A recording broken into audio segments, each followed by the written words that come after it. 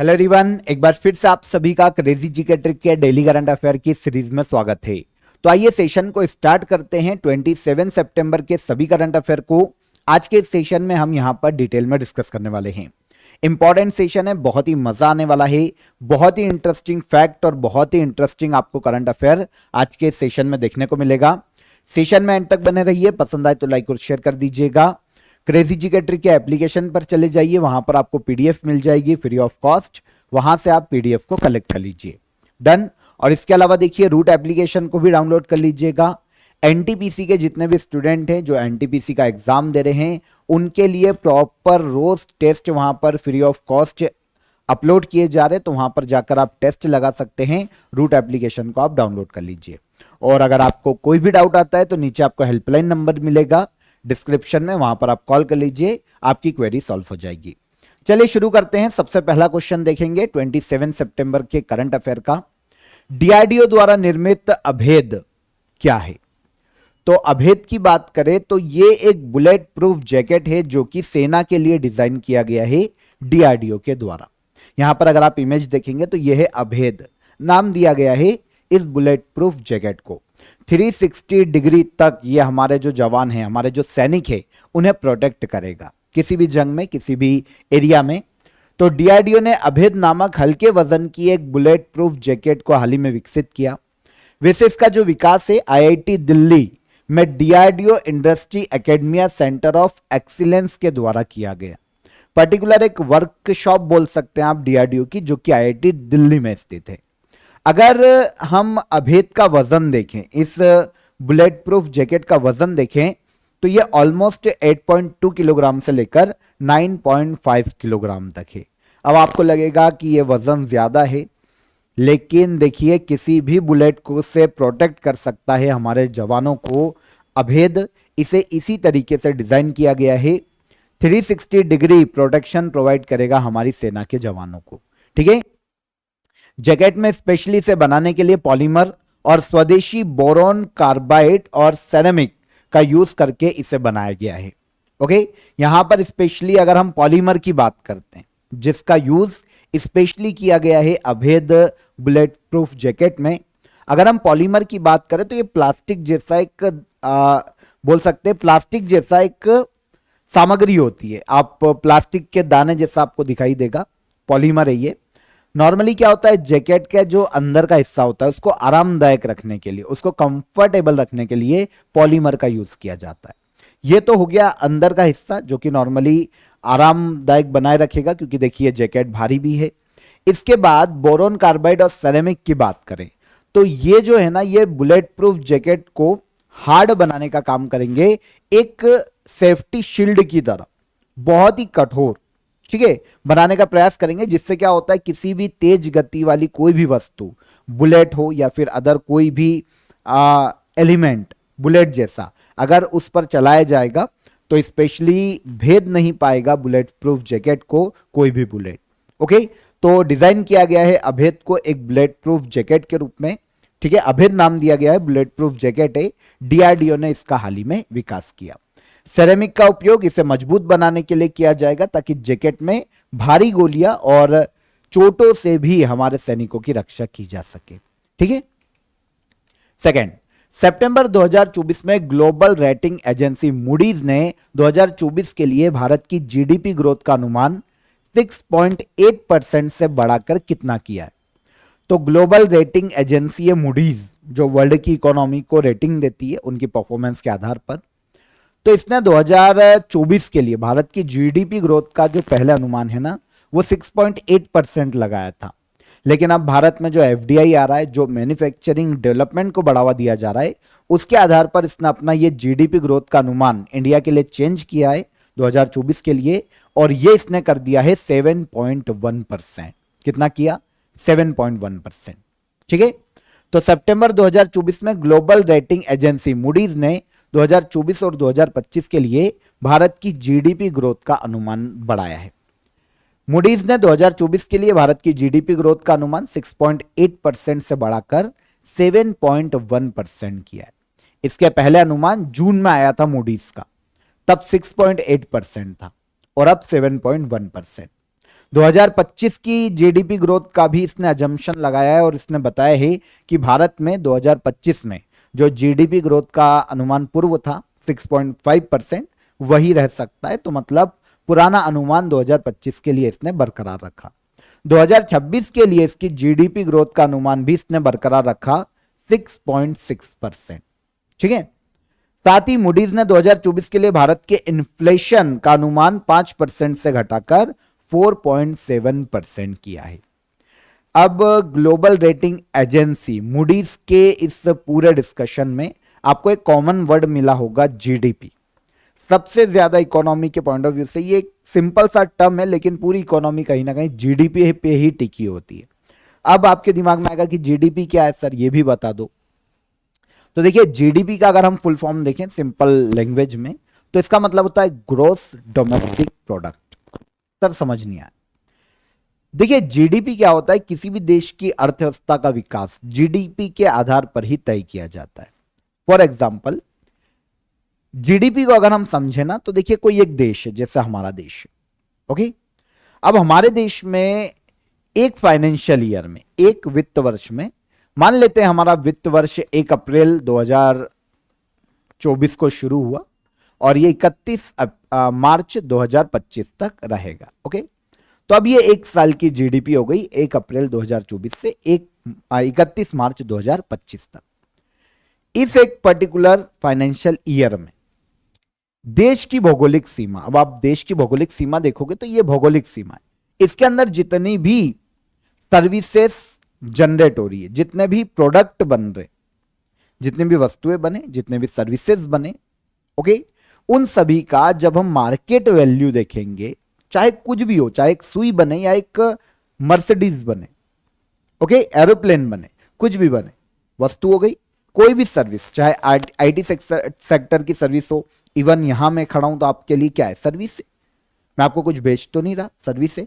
तो इस तरीके से जितने भी डॉक्टर अपनी सर्विस देता है, एक एजुकेटर जो होता है अपनी सर्विस देता है ना, तो जितना भी वस्तु और सेवा जनरेट हुई है उसका जो मार्केट मूल्य होगा ना पूरे एक वित्त वर्ष में भौगोलिक सीमा के अंदर, वो उस देश की जीडीपी कहलाता है।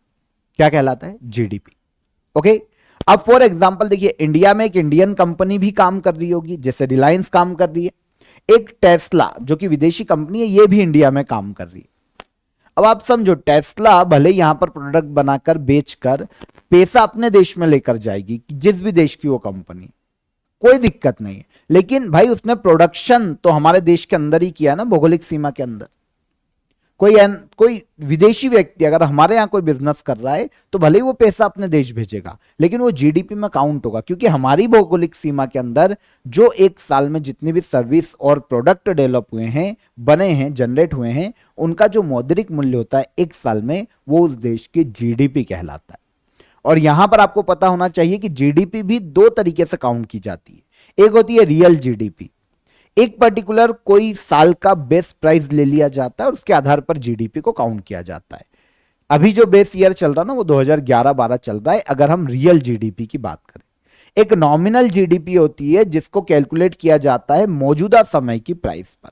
2024-25 की है तो 2024-25, तो इसमें क्या होता है, प्राइस में बदलाव भी संभव हो जाता है कभी। ओके, ये थोड़ा सा टफ लगेगा आपको, तो आपके लिए मेन टर्म जो है ना वो जीडीपी है, जो मैंने आपको समझा दी। ओके, चलिए आगे बढ़ने से पहले आपको आज का ऑफर ऑफ द डे बता देता हूं, इंटरेस्टिंग है। आप सभी के लिए लास्ट 5 ईयर 2022 से लेकर 2020 से लेकर 2024 अभी तक पिछले 5 साल का सभी करंट अफेयर का पीडीएफ और टेस्ट। यहां पर टेस्ट में एक चीज आप नोट कीजिएगा कि टेस्ट आपको 2023-24 के मिलेंगे, ओके, और पीडीएफ आपको 2020 से 2024 तक की अवेलेबल होगी। बहुत ही नॉमिनल चार्जेस है, क्योंकि देखिए एसएससी और जितने भी एग्जाम्स हम देख रहे हैं, हम ये चीज नोट कर रहे हैं कि लास्ट 2 से लेकर 3 साल तक का प्रीवियस जो करंट अफेयर है वो भी डेटा पूछा जा रहा है। तो आप इसे अवेल कर सकते हैं, आपको नीचे डिस्क्रिप्शन में इसकी लिंक मिल जाएगी, लिंक पर आप क्लिक कीजिए और डायरेक्ट अवेल कर सकते हैं। बहुत ही नॉमिनल चार्जेस हैं, और अगर आपको कोई भी डाउट आता है तो आप नीचे दिए गई हेल्पलाइन नंबर पर कॉल कर लीजिए। बायलिंगुअल है, तो आप किसी भी स्ट्रीम से हैं, आप इजीली इसे अवेल कर सकते हैं। डन। चलिए, विश्व पर्यटन दिवस 2024 की थीम क्या है? पहले तो सर ये बताइए कि विश्व पर्यटन दिवस मनाया कब जाता है? तो पूरे वर्ल्ड में वर्ल्ड टूरिज्म डे मनाया जाता है 27 सितंबर को, वर्ल्ड टूरिज्म डे। 2024 में tourism and peace world tourism day की थीम है। ये प्रीवियस एग्जाम्स में क्वेश्चन पूछा गया है, इंपॉर्टेंट क्वेश्चन है। पूरे वर्ल्ड में पर्यटन के प्रति लोगों को जागरूक करना, टूरिज्म के प्रति लोगों को जागरूक करना और ये बताना पूरे वर्ल्ड को कि भाई किसी भी देश की संस्कृति में, वहां का जो कल्चर है, स्पिरिचुअल्स है, उसमें टूरिज्म का भी बहुत ही महत्वपूर्ण योगदान होता है। कभी कोई टूरिस्ट आए होंगे तब तो नालंदा आज हमारे पास सेव है, वो पढ़ने आए कुछ भी आए, पर आज हमारे पास नालंदा है। तो किसी भी देश की एक बोल सकते हैं जो भूमिका बनती है देश के विकास की, वो टूरिज्म पर टिकी होती है, इसीलिए उसे ही प्रमोट करना जरूरी हो जाता है और वर्ल्ड टूरिज्म डे मनाया जाता है इसके लिए 27 सितंबर। Tourism and peace world tourism day की थीम है 2024 में। तो बेसिक इंफॉर्मेशन तो आपको यहीं पर क्लियर हो गई। देखिए ये क्वेश्चन आया हुआ है, विश्व पर्यटन दिवस कब मनाया जाता है? काफी स्टूडेंट कमेंट में बोलते हैं कि सर आप जो रेफरेंस एमसीक्यू लेते हैं उसका आंसर भी बता दीजिए, देंगे तो बहुत अच्छा होगा। लेकिन देखिए क्वेश्चन 2019 का है, 2020 का है, 22 में आया हुआ है, तो अब उस वक्त का परिदृश्य अलग था, उस वक्त के अकॉर्डिंग हाँ यहाँ तो सेम ही रहेगा, कोई प्रॉब्लम नहीं है, लेकिन बहुत सारी चीजें ऐसी होती है जो बदल जाती। जैसे यूपीएससी का 2017 में कोई क्वेश्चन आया और उसका अध्यक्ष पूछा तो उस वक्त तो अलग था, अब मैं आज आपको बता भी दूंगा तो वो कोई काम का नहीं होगा। ठीक है, तो केवल रेफरेंस ले लो यहां पर कि ऐसे क्वेश्चन आए हुए हैं या इससे रिलेटेड पूछा जा सकता है, तो आपका काम हो जाएगा, है ना। ओके, तो विश्व पर्यटन दिवस हर साल 27 सितंबर को मनाया जाता है। टूरिज्म एंड पीस 2024 में इसकी थीम है। 2023 में टूरिज्म एंड ग्रीन इन्वेस्टमेंट, ठीक है, वर्ल्ड टूरिज्म डे की थीम थी। मैंने अभी आपको बोला 2-3 साल का करंट अफेयर पूछा जा रहा है, तो इसको भी आप याद रखिए। इस साल वर्ल्ड टूरिज्म डे 2024 की होस्ट कंट्री है जॉर्जिया। कौन है? जॉर्जिया, जो कि यूरोपीय देश। हिस्ट्री की बात करें तो यूनाइटेड नेशन जो वर्ल्ड टूरिज्म ऑर्गेनाइजेशन है उसने 1980 में पहली बार इसे मनाया था, 1980 में मनाया था वर्ल्ड टूरिज्म डे के रूप में 27 सितंबर को, और तब से हर साल मनाया जा रहा है। उद्देश्य भी आपको मैंने बता दिया कि भाई किसी भी देश की culture, social, political, economical balance में टूरिज्म इंपॉर्टेंट होता है ना। किस भारतीय स्नूकर खिलाड़ी ने IBSF world men's 6 red snooker championship 2024 का खिताब जीता? तो IBSF world men's 6 red snooker championship 2024 का खिताब भारतीय स्नूकर कमल चावला ने अपने नाम किया। Answer B. ठीक है, देखिए एक क्वेश्चन आया हुआ है इससे रिलेटेड, यही था। ठीक है, जब पंकज आडवाणी ने जीती थी तब यह पूछा गया था क्वेश्चन, तो अब इसका आंसर हो गया है कमल चावला। ठीक है, तो इसलिए मैं बोल रहा हूं बदल जाता है। IBSF world men's 6 red snooker championship 2024 का जो आयोजन हुए मंगोलिया के उलान बटार नाम के प्लेस पर किया गया। भारत के कमल चावला स्नूकर खिलाड़ी हैं, इन्होंने फाइनल में पाकिस्तान के अज़ाद इकबाल को हराया और इनको हराकर यह खिताब अपने नाम किया है। ठीक है, यहां पर आपको याद रखना चाहिए कि कमल चावला का यह first IBSF world men's 6 red snooker championship का खिताब है। इस प्रतियोगिता में भारत के मलकित सिंह स्नूकर खिलाड़ी, विद्या पिल्लई, कीर्तन पांडियन, इन्होंने चैंपियनशिप में ब्रॉन्ज मेडल जीता है। ठीक है, तो खिताब ऑल ओवर किसने जीता है? तो ये हो जाते हैं इंडिया के कमल चावला। ओके, ठीक है, आयोजन कौन करवाता है? तो IBSF world men's 6 red snooker championship की बात करें तो international billiards and snooker federation इसका आयोजन करवाती कंपटीशन का। ठीक है, एक प्रमुख इंटरनेशनल स्नूकर चैंपियनशिप है। 2024 में इसका खिताब कमल चावला ने अपने नाम किया। आयोजन मंगोलिया के उलान बटोर में किया गया। आवास अधिकार पाने वाली भारत की 6वीं PVTGs, जिन्हें कहा जाता है पर्टिकुलरली वल्नरेबल ट्राइबल ग्रुप्स, कौन सी है? तो पर्यावास अधिकार या आवास अधिकार, पर्यावास बोलेंगे तो ज्यादा अच्छा होगा। पर्यावास अधिकार पाने वाली भारत की 6वीं PVTGs की बात करें, फुल फॉर्म में आपको बता चुका हूं, तो ये जनजाति है मांकीडिया जनजाति, देखने को मिलेगी भारत के ओडिशा राज्य में सॉरी, भारत के ओडिशा में मयूरभंज एक क्षेत्र है, यहां पर निवास करती है मांकीडिया समुदाय। ठीक है, तो देखिए पर्यावास अधिकार क्या है, पहले तो हम इसको समझें। इसका मतलब होता है लोगों के इस अधिकार के द्वारा वे एक सुरक्षित, स्वस्थ और पर्यावरण में रहे तथा उन्हें रहने, काम करने और जीवन यापन के लिए जो बेसिक फैसिलिटीज है वो उपलब्ध हो। ठीक है, बहुत सारी जनजाति भारत में अभी भी ऐसी है जो कि जंगलों में रहती, तो उन्हें भाई पर्यावास अधिकार दिए जाने जरूरी है। अभी तो छठी हुई है, मांकेडिया कम्युनिटी की बात करें तो ये तो छठी है पूरे भारत में। ठीक है, यह अधिकार किसी विशेष राज्य या देश में लोगों की सामाजिक, आर्थिक और जो इन्वायरमेंटल आवश्यकताएं हैं उन्हें पूरा करने के लिए महत्वपूर्ण होता है। अब देखिए पीवीटीजीस ये क्या है, पर्टिकुलरली वल्नरेबल ट्राइबल ग्रुप्स की बात करें तो वे ग्रुप भाई जो कि पर्यावास अधिकार जो हमने समझे उससे वंचित हैं, जो सामाजिक, आर्थिक और भाई एजुकेशनल तौर पर देखें, इस पैरामीटर्स पर देखें तो पिछड़े हुए हैं, समाज की मुख्य धारा से बाहर हैं, जीवन जीने के लिए बहुत ही लिमिटेड रिसोर्सेस है, जंगलों में रहते हैं भाई, जंगलों में आप समझिए बहुत ही बैकवर्ड जीवन यापन करना पड़ रहा है, तो समाज की मुख्य धारा में उनको लाना पड़ेगा, जरूरी है देश के विकास के लिए। भारत में अभी तक 75 कम्युनिटीज ऐसी है जिन्हें पीवीटीजीस में शामिल किया गया है, बता चुका हूं मैं क्या है। ठीक है, अब ओडिशा के मांकेडिया कम्युनिटी जो है, ठीक है, मांकेडिया जो कम्युनिटी है उन्हें वन अधिकार अधिनियम 2006 के तहत राज्य में पर्यावास अधिकार प्रदान किए गए।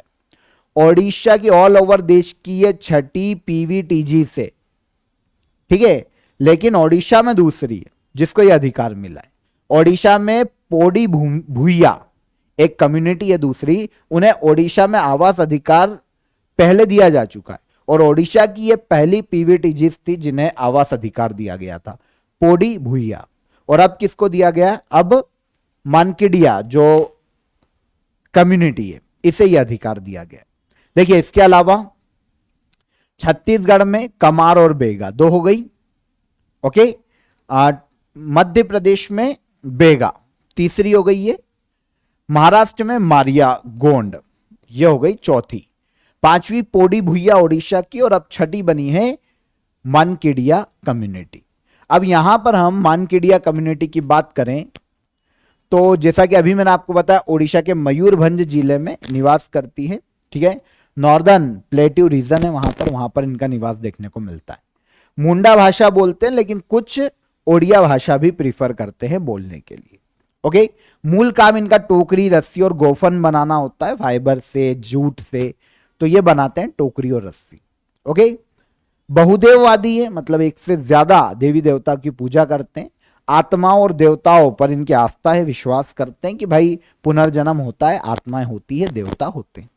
ठीक है, तो यह है मांकेडिया कम्युनिटी जिन्हें हाल ही में पर्यावास अधिकार दिया गया, भारत की छठी ऐसी पीवीटीजीस जिन्हें पर्यावास अधिकार दिया गया। ठीक है, ओके, याद रखिएगा, इंपॉर्टेंट है, पूछी जा सकती है। और कहां निवास करती है, तो है ही ओडिशा।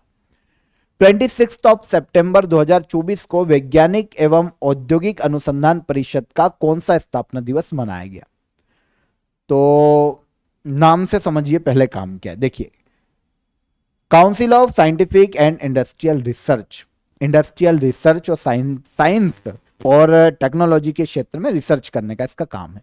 इसका हाल ही में स्थापना दिवस मनाया गया है 26 सितंबर को, 83 फाउंडेशन डे, 83वां। ठीक है, 26 सितंबर 2024 को council of scientific and industrial research का 83वां स्थापना दिवस मनाया गया। 83वां आंसर लिया है ना सही, ठीक है। देखिए, स्थापना हुई थी 26 सितंबर 1942 में, नई दिल्ली में इसका हेडक्वार्टर है और डॉक्टर एन कलई सेल्वी इसकी प्रमुख या अध्यक्ष के पद पर है। इस संस्था की पहली महिला अध्यक्ष भी यही है। ठीक है, शॉर्ट में एन कलई सेल्वी। डन। और काम बता चुका हूं, इंडिया की प्रमुख अनुसंधान और डेवलपमेंट ऑर्गेनाइजेशन है जो कि देश में साइंस और टेक्नोलॉजी के क्षेत्र में महत्वपूर्ण कंट्रीब्यूशन देती है। हेडक्वार्टर इसका नई दिल्ली में देखने को मिलता है। स्थापना दिवस कौन सा, क्वेश्चन हमारा ये था 83वां स्थापना दिवस। आगे आ जाएं। प्रधानमंत्री नरेंद्र मोदी ने परम रुद्र सुपर कंप्यूटर को लॉन्च किया। परम रुद्र सुपर कंप्यूटर को किस मिशन के तहत बनाया गया? तो भारत में देखिए सुपर कंप्यूटर के विकास के लिए नेशनल सुपर कंप्यूटिंग मिशन चलाया जा रहा है। इसी के तहत 3 परम रुद्र सुपर कंप्यूटर हाल ही में भारत के प्रधानमंत्री नरेंद्र मोदी के द्वारा लॉन्च किए गए। सुपर कंप्यूटर जानते हैं आप क्या होता है ना? आप सुपर कंप्यूटर को अलग से बताने की जरूरत नहीं होना चाहिए। 26 सितंबर 2024 को पीएम नरेंद्र मोदी ने वीडियो कॉन्फ्रेंसिंग के द्वारा 3 परम रुद्र सुपर कंप्यूटर को लॉन्च किया। आपको यहां पर पता होना चाहिए कि परम रुद्र सुपर कंप्यूटर का जो विकास है वो किया है सीडेक ने। किसने किया है? सीडेक पुणे। ये संस्था काफी फेमस है सुपर कंप्यूटर बनाने के लिए। सीडेक पुणे ने इस सुपर कंप्यूटर का विकास किया है, परम रुद्र सुपर कंप्यूटर। और ये जो सुपर कंप्यूटर बनाया गया है परम 8000 सीरीज का हिस्सा है, जो साल 1991 में विकसित किए गए थे और भारत के पहले सुपर कंप्यूटर थे परम 8000। ठीक है, देखिए परम रुद्र सुपर कंप्यूटर को पुणे, दिल्ली और कोलकाता में साइंटिफिक रिसर्च के लिए इंस्टॉल किया जाने वाला है अलग अलग अनुसंधान संस्थानों में। डन। सुपर कंप्यूटर फास्ट और पावरफुल कंप्यूटर होते हैं, बहुत ही फास्ट। अगर आप इनका आप समझिए हार्डवेयर या इनका जो आप डिजाइन देखेंगे तो आपको एक पूरा की पूरा एक बोल सकते कमरे जितने कंप्यूटर, सुपर कंप्यूटर। ठीक है, उपयोग वैज्ञानिक अनुसंधान में किया जा सकता है, वेदर के भविष्यवाणी में किया जा सकता है। इसके अलावा स्पेस रिसर्च है ना, स्पेस रिसर्च में बहुत अच्छा यूज किया जाता है। साइंटिफिक तो है ही, ये दवाओं के निर्माण में, मेडिकल फील्ड में इनका यूज किया जा सकता है ना। विश्व का सबसे फास्ट सुपर कंप्यूटर अभी तक अगर हम देखें तो अमेरिका के पास है फ्रंटियर। भारत का सबसे फास्ट सुपर कंप्यूटर है एरावत वर्तमान में। ठीक है, और भारत में जो अभी सुपर कंप्यूटर बनाए गए हैं, कौन से बनाए गए हैं भाई? परम रुद्र सुपर कंप्यूटर। ठीक है, यह बनाया गया है जिस मिशन के तहत राष्ट्रीय सुपर कंप्यूटिंग मिशन, अगर इसकी बात करें तो सेंट्रल गवर्नमेंट के द्वारा इसे 2015 में लॉन्च किया गया था। इस मिशन को ministry of science and technology and ministry of electronics के जरिए सीडेक और आईआईएससी बेंगलुरु के द्वारा चलाया जा रहा है ना। अब सुपर कंप्यूटर की जो स्पीड है ना, आपको पता होना चाहिए, वो फ्लॉप्स में नापा जाता है। और बेसिक इंफॉर्मेशन यहां पर मैंने आपको अलग अलग सुपर कंप्यूटर की बताई है, एक बार देख लेना, इतना ज्यादा याद करने की आपको जरूरत नहीं पड़ेगी। Asian organisation of supreme audit institution का चेयरमैन किसे नियुक्त किया गया? Asian organisation of supreme audit institution, इसके हाल ही में चेयरमैन बने हैं भारत के CAG Girish Chandra Murmu. Answer D. जानते सीएजी क्या होता है? Controller and auditor general. भारतीय संविधान कभी आप पढ़ेंगे तो संविधान के आर्टिकल 148 में आपको सीएजी के पद का उल्लेख देखने को मिलेगा। 148। गिरीश चंद्र मुर्मू वर्तमान में भारत के सीएजी है ना, लेखाओं का ऑडिट करने की जिम्मेदारी होती है। तो भारत के जो सीएजी है गिरीश चंद्र मुर्मू, इन्हें हाल ही में Asian organisation of supreme audit institution का चेयरमैन अपॉइंट किया गया। 2024 से लेकर 2027 तक ये इस संस्था के चेयरमैन के पद पर रहेंगे। संस्था क्या है भाई? ये क्या है इसको समझिए। तो एशिया के 48 सुप्रीम ऑडिट संस्थानों का एक समूह है। 48 एशिया के बड़े बड़े 48 सुप्रीम ऑडिट जो इंस्टीट्यूशन है उनका एक समूह है। ये जो समूह मतलब ये जो ऑर्गेनाइजेशन है, इन संस्थाओं का जो समूह है, ये ऑर्गेनाइजेशन सरकारों द्वारा सार्वजनिक खर्च की ऑडिटिंग में सुधार करने के लिए, ट्रांसपेरेंसी रखने के लिए और अकाउंटेबिलिटी तय करने के लिए काम करने वाली संस्था है पूरे एशिया में। कौन? Asian organisation of supreme audit institution. इसके चेयरमैन बने हैं भारत के सीएजी गिरीश चंद्र मुर्मू। डन। आगे बढ़िए। उपराष्ट्रपति जगदीप धनखड़ ने उत्तर प्रदेश के किस शहर में उत्तर प्रदेश अंतर्राष्ट्रीय व्यापार मेला 2024 का इनॉग्रेशन किया? भारत के वाइस प्रेसिडेंट कौन? जगदीप धनखड़। इन्होंने यूपी में हाल ही में ग्रेटर नोएडा, यूपी का एक क्षेत्र है ग्रेटर नोएडा, यहां पर उत्तर प्रदेश अंतर्राष्ट्रीय व्यापार मेला 2024 का इनॉग्रेशन किया। अब भाई व्यापार मेला है तो ऑब्वियस सी बात है, यहां पर एफडीआई को लाने का प्रयास किया जाएगा। जो अदर राज्यों के जो उद्योगपति हों, कोई भी हो, XYZ, पैन इंडिया हो, स्टेट का हो, वो आके यूपी में इन्वेस्ट करें। व्यापार मेला क्या होता है? अंतर्राष्ट्रीय व्यापार मेला उत्तर प्रदेश में आके वो इन्वेस्ट करे बिजनेस में, है ना, एंटरप्रेन्योरशिप में, कहीं भी इंफ्रास्ट्रक्चर डेवलपमेंट में वो आके वहां पर इन्वेस्ट करे। तो उपराष्ट्रपति जगदीप धनखड़ ने ग्रेटर नोएडा में दूसरे Uttar Pradesh international trade fair 2024 का इनॉग्रेशन किया। वियतनाम इसमें भागीदार देश के रूप में शामिल हुआ है। एक होता है ना चीफ गेस्ट टाइप, तो वियतनाम को भागीदार देश के रूप में ऑफिशियल एंट्री दी गई है। राज्य में व्यापार, उद्योग और पर्यटन को बढ़ावा देने के लिए और इसमें इन्वेस्टर ढूंढने के लिए यह व्यापार मेला आयोजित किया गया। दूसरा Uttar Pradesh international trade fair है 2024 में, कहां आयोजित किया गया? उत्तर प्रदेश के ग्रेटर नोएडा में। ठीक है, ओके। लास्ट क्वेश्चन, हाल ही में किस राज्य की पूर्व विधायक सूर्यकांता व्यास का निधन हो गया? तो देखिए, है तो ये एमएलए, पूर्व एमएलए रही है, लेकिन नरेंद्र मोदी जी ने ट्वीट किया है इनके लिए। ये फॉर्मर एमएलए रही है राजस्थान की, जिनका नाम है सूर्यकांता व्यास। ठीक है, यहां पर आप इमेज देख सकते हैं सूर्यकांता व्यास की। राजस्थान के सूरसागर की फॉर्मर एमएलए और सीनियर बीजेपी लीडर है सूर्यकांता व्यास। ठीक है ना, हाल ही में इनका निधन हो गया क्योंकि एज ज्यादा थी, 86 वर्ष की आयु में इनका निधन हुआ है। राजस्थान में जो सूरसागर एरिया है वहां पर इन्हें जीजी के उपनाम से भी जाना जाता था। पहली बार 1990 में जोधपुर पुराने शहर से विधायक रही और उसके बाद 1993 और 2003 में भी वापस एमएलए के रूप में चुनी गई। तो सूर्यकांता व्यास जो कि फॉर्मर एमएलए है राजस्थान की, हाल ही में इनका निधन हो गया। ठीक है, तो यहां पर 27 सितंबर के सभी करंट अफेयर को हमने डिटेल में डिस्कस किया, एक एक फैक्ट को समझा। मैंने आपको शुरुआत में बोला था इंटरेस्टिंग सेशन होगा हमारा आज का। अब हम बात कर लेते हैं लास्ट डे के रिवीजन की। ध्यान से देखिएगा, एमसीक्यूज फॉर्म में क्वेश्चन आंसर लेंगे। लोवी इंस्टीट्यूट के एशिया पावर इंडेक्स 2024 में भारत की रैंक क्या है? 3rd। ठीक है, हाल ही में किस संस्था ने periodic labour force survey report 2023-24 जारी की? तो इसे जारी किया है राष्ट्रीय सांख्यिकी कार्यालय के द्वारा। चर्चा मेरा मेक इन इंडिया कार्यक्रम कब शुरू किया गया था? तो मेक इन इंडिया कार्यक्रम शुरू किया गया था भारत में 25 सितंबर 2014। 10 साल हो गए हैं इसको। निम्न में से किसे ओडिशा राज्य के खेल पुरस्कार एकलव्य पुरस्कार 2024 से सम्मानित करने की घोषणा की गई? तो प्रत्युषा रे। चर्चा मेरा बराक भुवन वन वाइल्ड लाइफ सेंचुरी किस राज्य में है? तो यह भारत के असम राज्य में देखने को मिल जाएगा। क्वाड देशों ने कैंसर मूनशॉट इनिशिएटिव किस उद्देश्य से शुरू की? तो हिंद प्रशांत क्षेत्र में कैंसर के बोझ को कम करने के लिए। वर्ल्ड इन्वायरमेंटल हेल्थ डे कब मनाया जाता है? तो वर्ल्ड इन्वायरमेंटल हेल्थ डे मनाया जाता है 26 सितंबर को। दिल्ली में वायु प्रदूषण को कम करने के लिए दिल्ली के उपराज्यपाल ने कौन से इनिशिएटिव की शुरुआत की? तो dust free Delhi campaign Delhi के उपराज्यपाल विनय कुमार सक्सेना ने शुरू की है। किस राज्य में भारत के पहले CO2 से मेथनॉल पायलट प्लांट की आधारशिला रखी गई? तो महाराष्ट्र में। और लास्ट क्या था?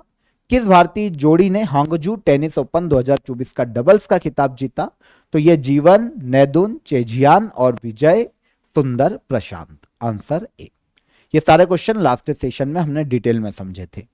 अब लास्ट डे के आंसर ले लेते हैं क्वेश्चन ऑफ द डे के। ठीक है, जूनागढ़ रियासत कहां है भाई? तो ये भारत के गुजरात राज्य में है ना। विलय में काफी प्रॉब्लम आई थी सरदार वल्लभ भाई पटेल को। जूनागढ़ रियासत को गुजरात राज्य में देखने को मिलती है। गुड गवर्नेंस डे ये मनाया जाता है 25 दिसंबर, 25 दिसंबर, है ना। अटल बिहारी वाजपेयी की जन्मतिथि है। सुशासन दिवस भी कहा जाता है। राजा राम मोहन राय की बात करें तो इन्होंने ब्रह्म समाज की स्थापना की थी, है ना। भारतीय पुनर्जागरण के अग्रदूत कहे जाते हैं राजा राम मोहन राय। ठीक है, चलिए अब आज के लिए आपके question of the day answer कीजिएगा कमेंट में। रेमन मैग्सेसे अवार्ड प्राप्त करने वाले पहले भारतीय कौन है? पहला हो गया चक्रवात असना का नामकरण किस देश ने किया? और किस फुटबॉल टीम ने ड्यूरेंट कप 2024 का खिताब जीता है? तीनों क्वेश्चन इंपॉर्टेंट है, कमेंट में आंसर कीजिएगा। सेशन पसंद आया हो तो लाइक और शेयर कर दीजिएगा, और चैनल पर पहली बार आए हैं तो सब्सक्राइब कर लीजिए। ठीक है, चलिए कल मुलाकात करेंगे, तब तक अपना ख्याल रखिए। जय हिंद, जय भारत। और अगर कोई भी आपके डाउट है, कोई भी क्वेरी है, तो आप कमेंट भी कर सकते हैं। वैसे क्वेरी है तो आप हेल्पलाइन नंबर पर कॉल कर लीजिए, और अगर आपको कुछ अदर चीजें, आपको ऐसा लग रहा है करंट अफेयर में कि कुछ ऐड ऑन करना चाहिए, तो आप कमेंट कीजिए। मैं आपके कमेंट रोज पढ़ता हूं, तो मैं आपका कमेंट ले लूंगा। ठीक है, चलिए कल मुलाकात करते हैं। जय हिंद।